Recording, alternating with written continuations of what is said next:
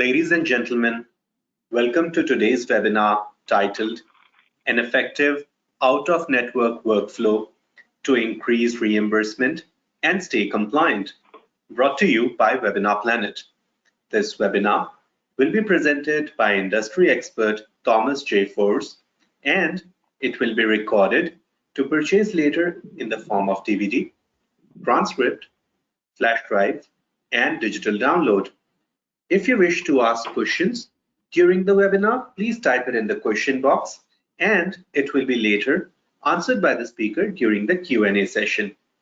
Thomas, welcome to the program. We are now ready to begin. Okay, thank you. Thank you very much. Welcome, everybody.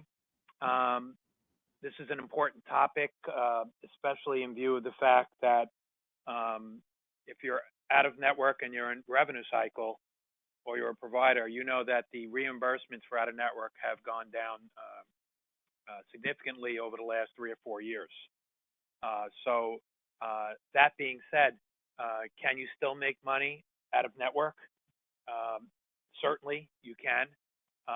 You just need to have a proper workflow, and that's what we're going to discuss today. You just have to be more diligent and smarter in the way you handle your revenue. But it's certainly a very profitable endeavor still. And with the advent of the federal surprise bill law, which we'll talk a little bit about later on, it could, actually get much, much better for us as revenue cycle providers and those that service out-of-network providers. It could get better. So we will discuss a little bit about the federal surprise bill law later on. So let's dig in. Okay, so we're going to be discussing the path to maximize your revenue.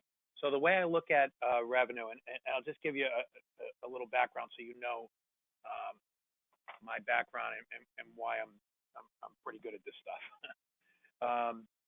I'm an attorney licensed in New York and New Jersey, but I also have a medical billing company. So my law firm represents practices that are in audit, and I have a lot of out-of-network practices that are in audit. So, compliance for out-of-network providers is a very, very important thing. If you're not looking at compliance very carefully, you can really blow yourself up. So that's a component, and we can talk a little bit about that as well.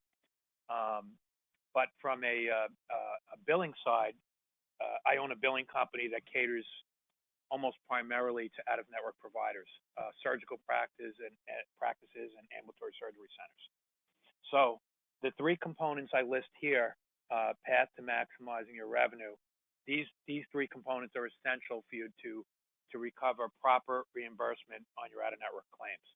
We're going to discuss low payments, denial resolution, how to appeal a low payment, and we're going to discuss the appeal process and patient collections. Again, compliance, we talked about real quickly how important that is, and then we're going to summarize the discussion, and I will open it up after 45 minutes for questions. On the question and answer, I know a lot of people are uncomfortable asking questions during a seminar. My email address is in the PowerPoint. You can email me or to the Webinar Planet people. If you have any questions, I promise I will get back to you within 24 hours. So feel free to email me with any questions. All right, I think it's those that are out of network revenue know this, but what's the benefits of being in network? Well, you get increased volume because you get referrals from the the insurance companies' PPO networks. You're a participating provider, so you'll get an increased volume of patients. However, you're going to get paid very low, and so that's the trade-off. Hypothetically, you're supposed to get paid more timely. I don't find that's the case.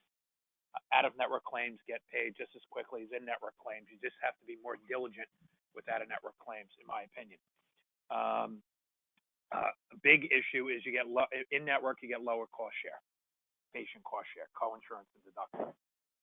Now, if you're out-of-network, you're looking at higher reimbursement generally than in-network. If you have a reasonable and customary plan,